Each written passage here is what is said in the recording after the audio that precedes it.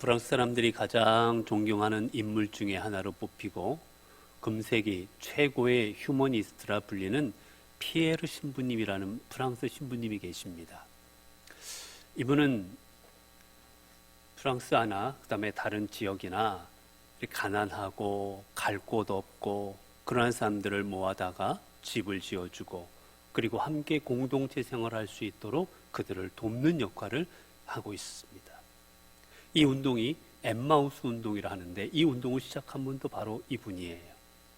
이분이 쓴 책 중에 단순한 기쁨이라는 책이 있습니다. 그 책에 나오는 내용입니다. 조르주라는 한 남자가 있었는데 이 남자는 이미 한 번 자살하려고 시도했다가 실패했어요. 그리고 다시 자살하려고 마음을 먹었습니다. 그리고 자살하기 전에 이 피에르 신부님을 찾아와서 이제 자신의 답답한 마음을 이야기하기로 했습니다. 이 사람은 자신의 아버지를 죽인 죄로 교도소에 갔습니다.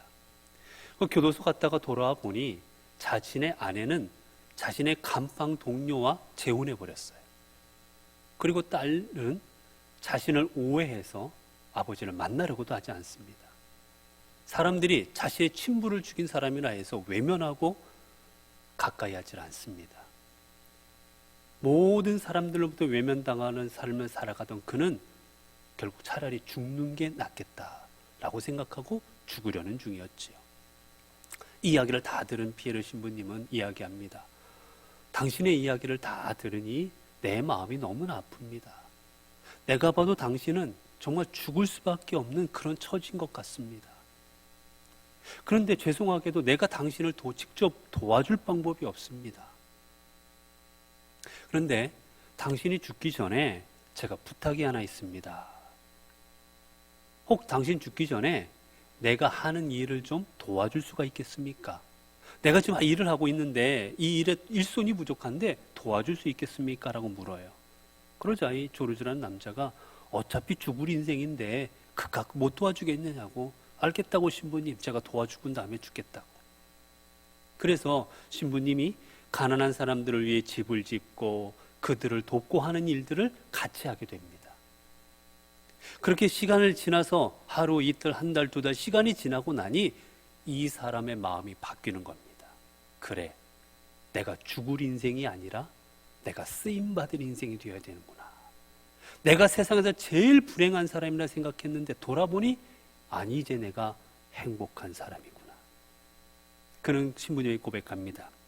신부님, 만약 신부님께서 그때 제게 돈을 주시거나 내게 집을 지어주거나 그렇게 했다면 아마 저는 다시 그 도움을 받고 난 다음에 자살해버렸을 겁니다. 그런데 신부님은 저에게 아무런 도움도 주지 않으셨습니다. 도리어 저에게 도움을 요청하셨습니다. 신부님과 함께 사람들을 돕는 삶을 살다 보니 이제 저는 깨닫습니다. 행복이라는 것이 무엇인지, 행복한 삶이 무엇인지, 행복의 길이 무엇인지 이제 알 것 같습니다. 나는 이제 행복한 사람입니다.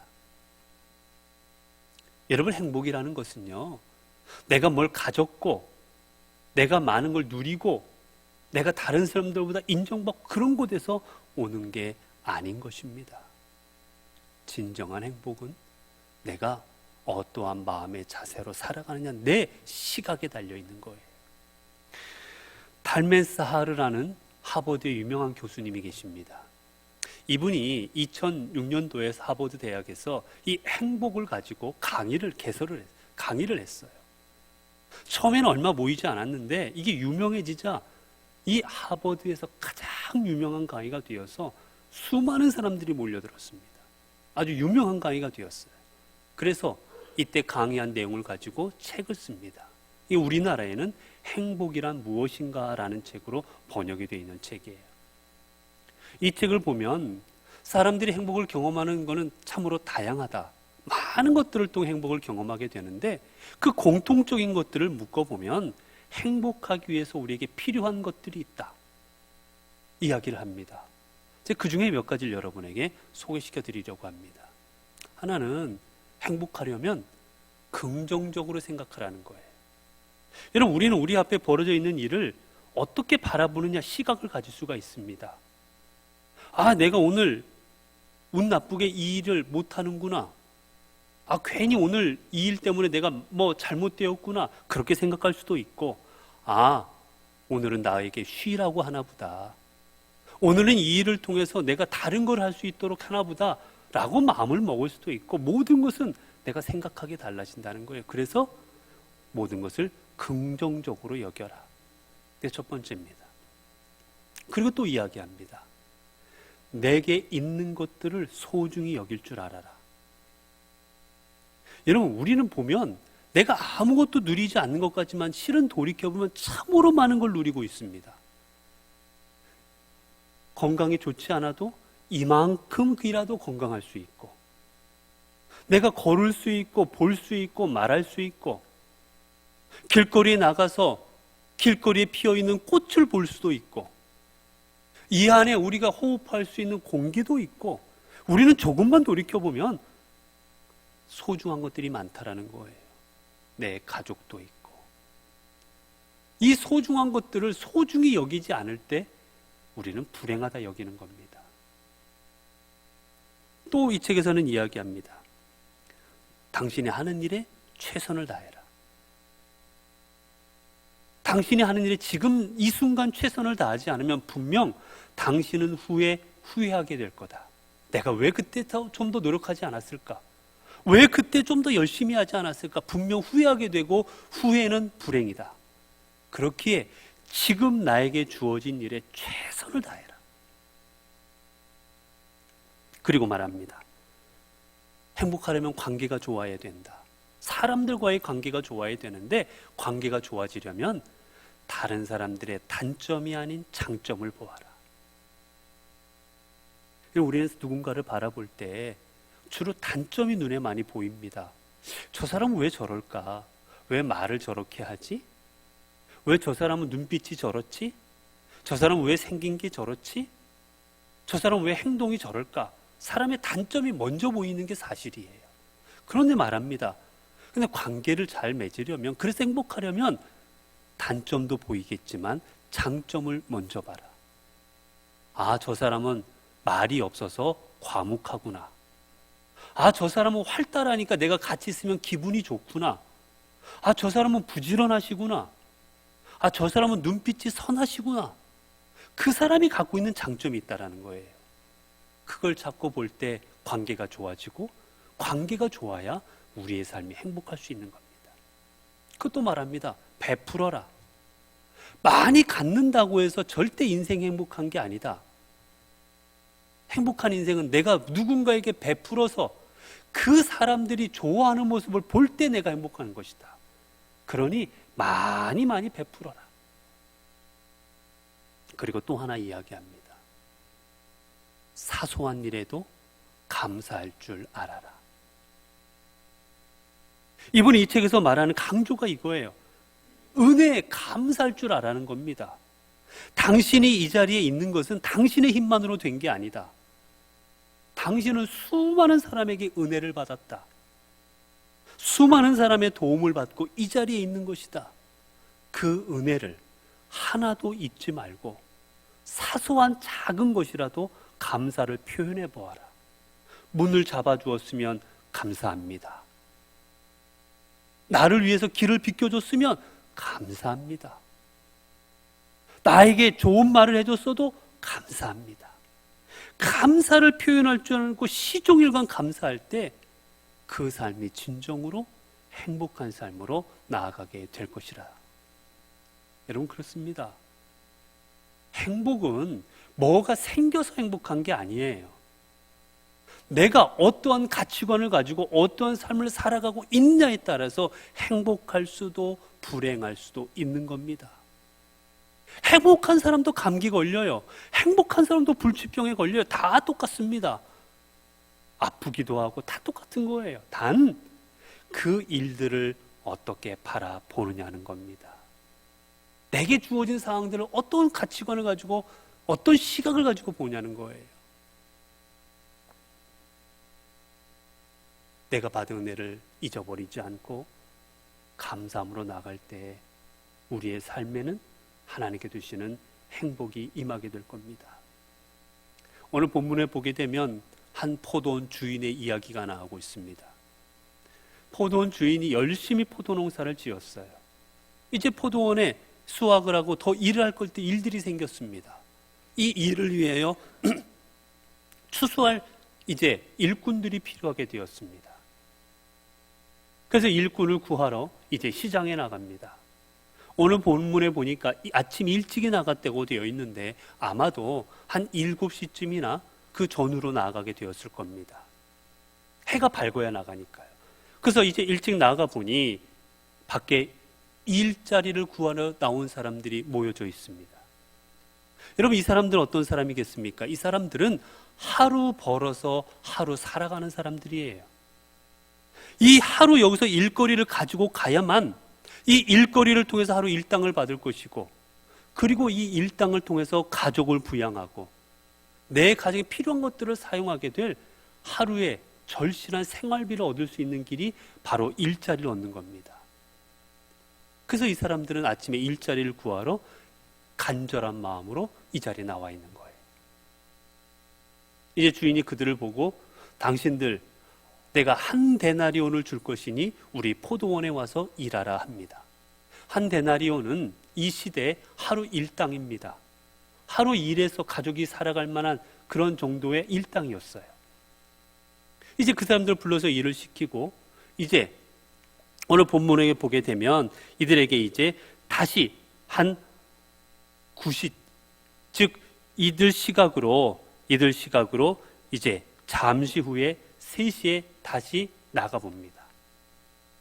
이들 시각으로 3시면 우리 시각으로는 9시예요. 아침 9시가 돼 다시 나가봤어요. 그랬더니 그 시각에도 일하지 못하고 일자리를 구하는 사람들이 있습니다. 역시 데려다가 일을 시켰어요. 조금 후에 우리 시각으로 하면 12시입니다. 이제 12시가 되어서 거기 또 나가봤어요. 그랬더니 그 시각에 여전히 또 일자리를 구하는 사람들이 있습니다. 그들도 데려다가 일을 시켰어요. 그리고 이제 오후 3시가 되었습니다. 3시가 되어서 또 나가보니 또 일하고 싶은 사람들이 있습니다. 역시 그들도 데려다가 일을 시킵니다. 이제 어느 정도 됐겠지. 유대인들은 해가 떨어지면 일하지 않습니다. 대부분은 해가 6시쯤 해가 저뭅니다. 그래서 6시가 되면 더 이상 일을 하지 않아요. 이제 5시쯤 되어서 이제 이런저런 일로 또 시장에 나가봤습니다. 그랬더니 5시가 되었는데도 여전히 일하지 못하고 있는 사람들이 있어요. 그들에게 말합니다. 너희는 어찌하여 종일토록 서 있느냐? 너희는 어찌하여 종일토록 서 있느냐? 놀고 있느냐? 왜 일하지 않느냐고 물어봐요. 그래서 그들이 대답합니다. 우리를 품꾼으로 써주는 이가 없음이니이다. 우리도 일하고 싶습니다. 우리라고 일하고 싶지 않겠습니까? 일을 해야 가족에게 생활비를 가져갈 텐데, 근데 일자리가 없습니다. 그래서 놀고 있는 겁니다. 여러분, 이제 1시간밖에 일할 시간이 남지 않았어요.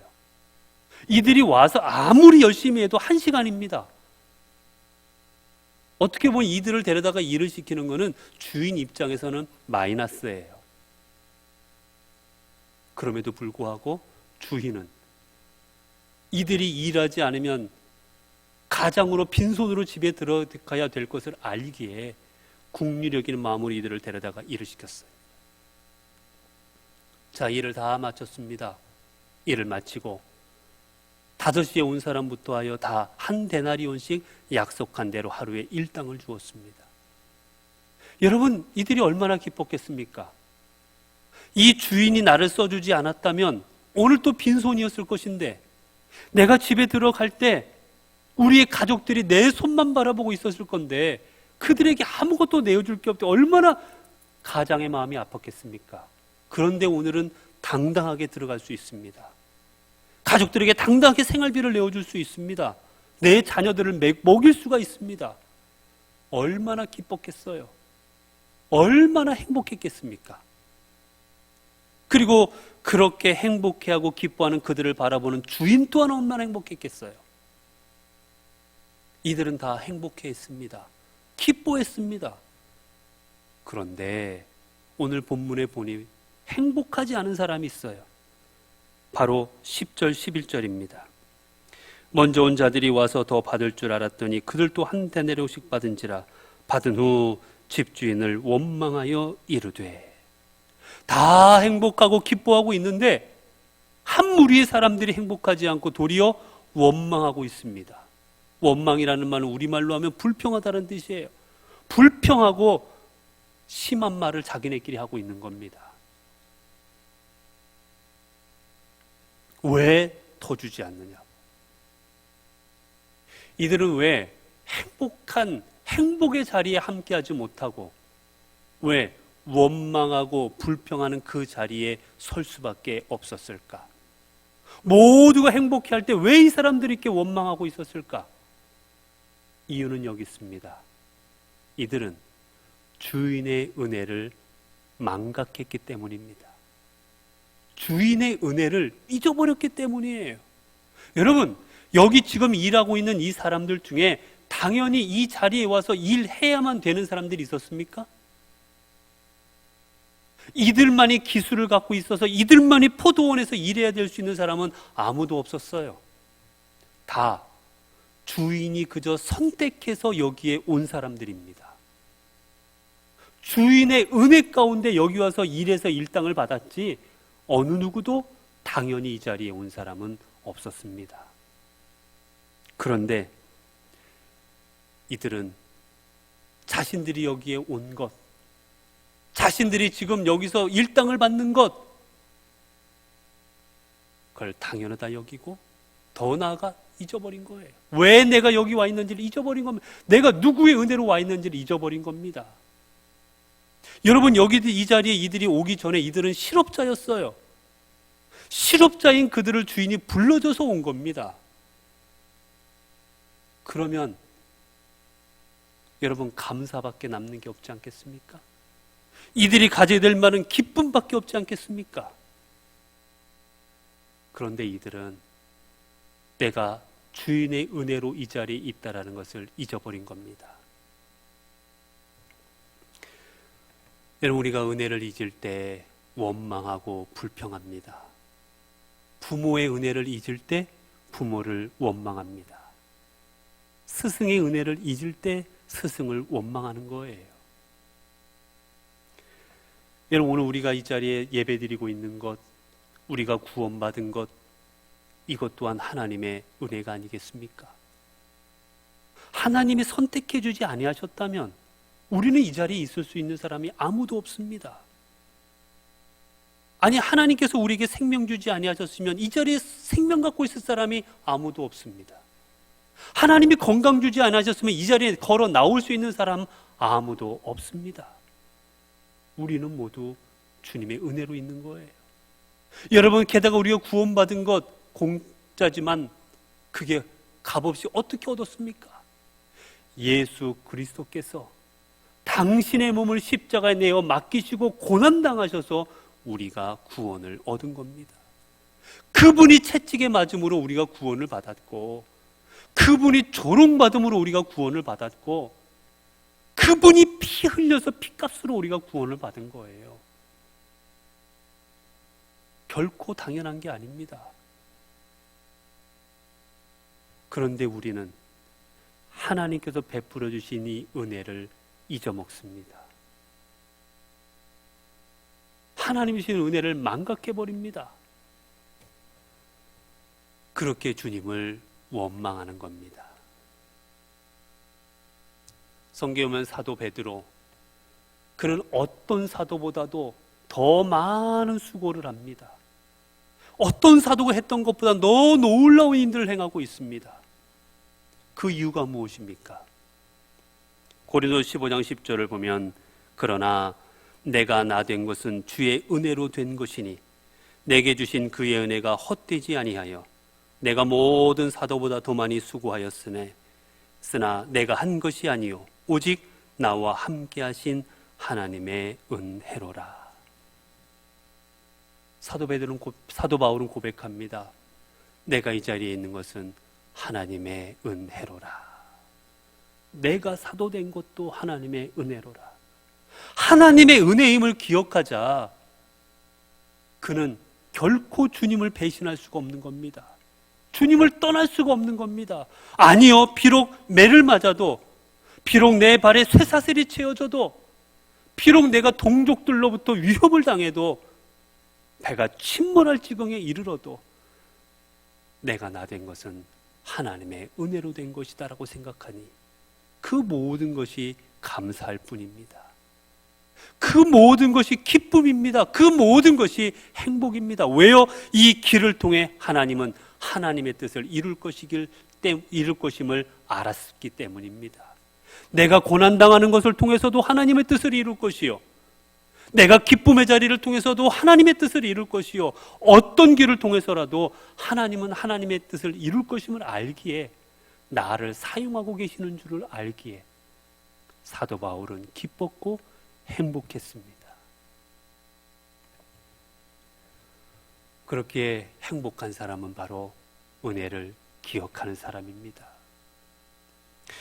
세계적 문학가 오스카 와일드가 쓴 글, 지옥의 단편이라는 그 짧은 글이 있습니다. 여기에 보면 예수 그리스도께서 그 병을 고쳐주셨던 그 사람들을 후에 다시 만나는 장면이 나옵니다. 먼저 주님께서 길을 가실 때 저 술집 앞에서 비틀비틀거리고 술 주정뱅이가 된 한 사람을 만나게 돼요. 주님께서 어떤 사람이 대낮부터 저렇게 술을 먹고 저러고 있나 쳐다보니 바로 자신이 고쳐주었던 걷지 못하던 사람입니다. 가서 묻습니다. 아니, 당신은 나면서부터 걷지 못해서 내가 고쳐주었던 사람 아닙니까? 말합니다. 맞습니다. 제가 그 사람이라고. 그런데 왜 이렇게 됐느냐고 묻자 그 사람 말해요. 지금까지 내가 살아온 것은 구걸하는 것으로 나는 살아올 수가 있었습니다.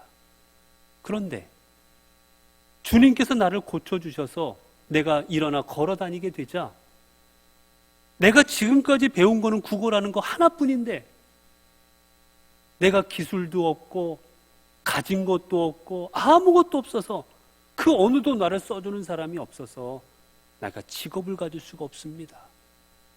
내가 배운 기술은 오직 하나, 사람들 앞에 불쌍히 보여서 돈을 구걸하는 것인데 다리가 낫고 나니 구걸할 수도 없습니다. 먹고 살 길이 막막합니다. 그래서 이 답답한 마음을 술로 달래다 보니 술 주정뱅이가 되었습니다. 주님의 마음이 참 아팠어요. 더 나아가십니다. 가다 보니 길거리에서 남자들을 유혹하는 여인이 보입니다. 가까이 가서 보니 가늠하다 잡혀왔던 그 여인이에요. 깜짝 놀라 묻습니다. 여인이요, 그대는 내가 가늠하다 잡혀왔을 때 구해주었던 그 여인이 아니느냐고. 여인이 말합니다. 맞습니다. 그 여자가 접니다. 아니, 그래서 내가 그 자리에서 구해줬고 다시는 죄를 범하지 말라고 보내주었건만 왜 다시 이런 생활로 돌아갔느냐고. 그때 여인이 대답하지요. 주님, 제가 그 생활로 돌아가려 했는데 아무도 나를 믿어주지 않습니다. 저 여자 그런 여자라고, 예전에 그랬던 여자라고 다 손가락질만 합니다. 어느 누구도 나를 신뢰하지 않습니다. 나를 다 피하기만 합니다. 결국 저도 살 길이 없고 또 너무 외로워서 다시 이 길로 들어올 수밖에 없었습니다. 답답한 마음으로 주님께서 길을 더 나아가십니다. 이번엔 가다 보니 주먹질을 하는 한 사람을 만나요. 사람들을 보고 멱살을 잡고 사람들을 들겨 패고 발길질을 하는 깡패 같은 남자를 하나 만납니다. 가까이 가서 보니 예전에 앞을 보지 못했던 사람이에요. 그 주님이 고쳐줬던 사람입니다. 가서 말을 합니다. 당신은 내가 앞을 보지 못해 보도록 해준 그 사람이 아니느냐고. 맞다고. 그 사람 맞습니다라고 말합니다. 근데 왜 이렇게 됐느냐고 묻자 그 사람이 대답하지요. 제가 앞을 보지 못했을 때는 세상이 어떻게 돌아가는지 잘 몰랐는데 눈 뜨고 보니 왜 그렇게 꼴불견이 많습니까? 눈꼴 셔서 못 볼 일들이 너무나도 세상에 많습니다. 불의한 일들, 벌어지면 안 되는 일들이 눈에 보이니 화가 나고 우라통이 치밀어서 그걸 견딜 수가 없어서 이렇게 사람들을 패거나 그 화를 이렇게 풀고 다니고 있는 중입니다. 여러분, 우리가 아무리 은혜를 많이 받았어도, 내가 아무리 하나님의 놀라운 은혜를 체험하고 능력을 체험했어도 그 체험한 능력을 내가 잊어버리고 산다면, 그 경험했던 은혜를 망각하고 살고 있다면 오늘 우리의 삶은 은혜 받은 거나 안 받은 거나 똑같다라는 겁니다. 우리의 삶은 여전히 불행 가운데 거하는 삶이 되고 말아버리는 것입니다.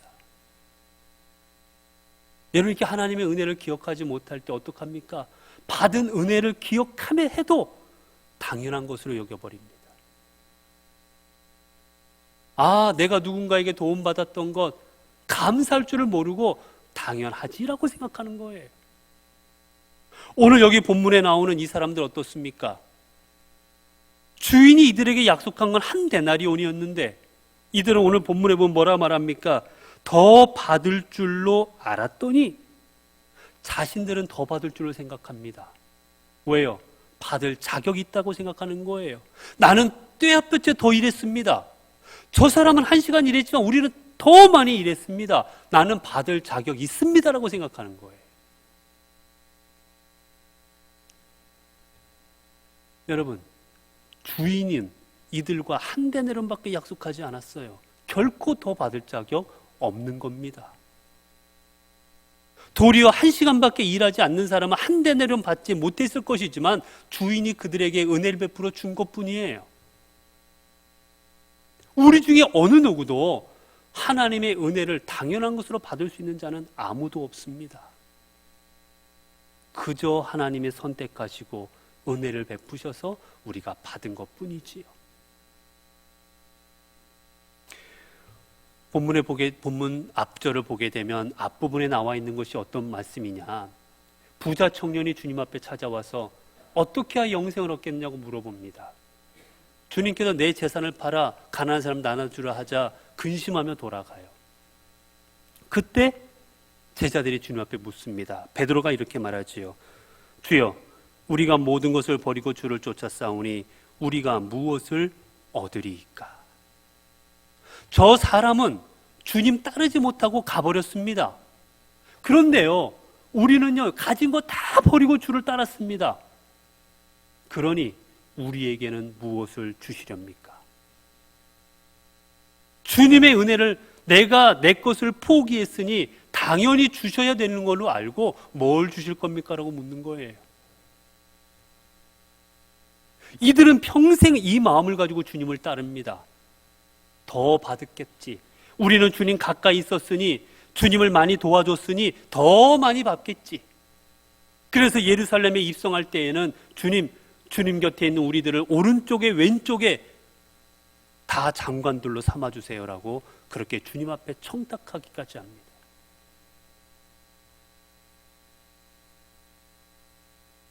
많이 냈으니 더 대접받아야 되고, 많이 봉사했으니 더 인정받아야 되고, 더 직분이 있으니 더 높임받아야 되고, 여러분, 우리 안에 더 받아야 되는 거에 당연한 것 아무것도 없습니다. 도리어 먼저 된 자가 나중될 것입니다. 우리의 교만한 마음으로 인해서.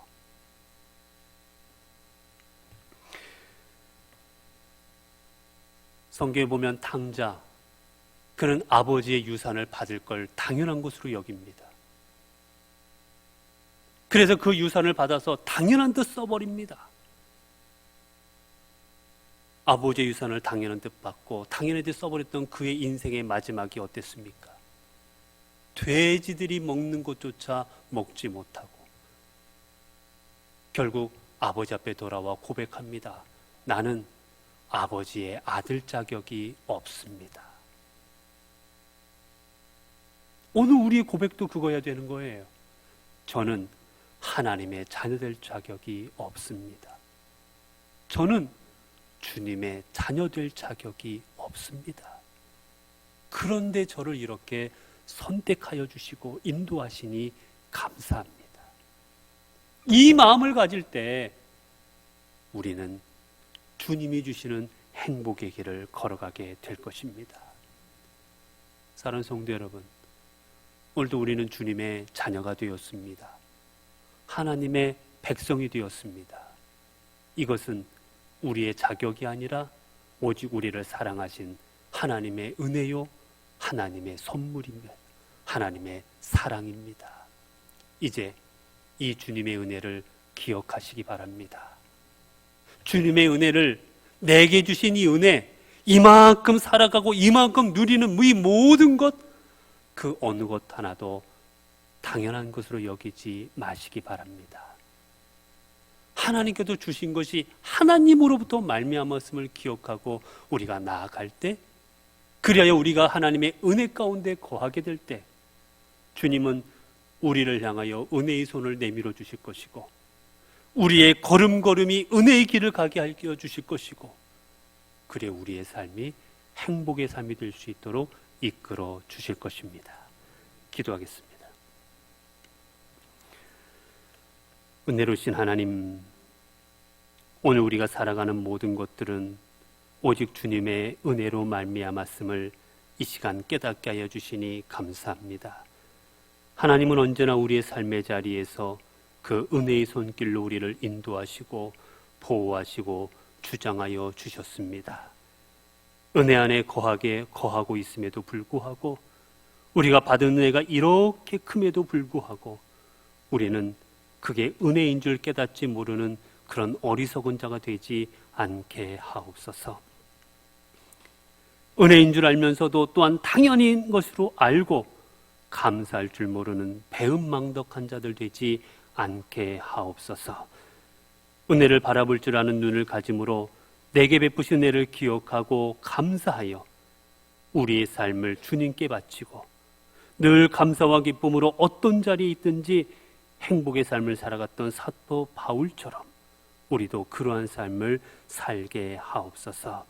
주님의 은혜 속에서 은혜 받은 자의 감격 속에 비록 고난의 자리일지라도 주님 은혜의 행복 누리는 삶이 되게 하옵소서.